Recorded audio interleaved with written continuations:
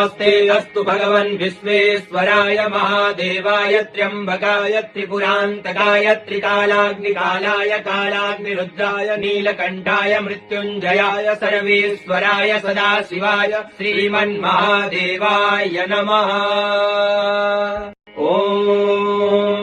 नमस्ते अस्तु भगवन् विश्वेश्वराय महादेवाय त्र्यम्बकाय त्रिपुरान्तकाय त्रिकालाग्निकालाय कालाग्निरुद्राय नीलकण्ठाय मृत्युञ्जयाय सर्वेश्वराय सदाशिवाय श्रीमन्महादेवाय नमः।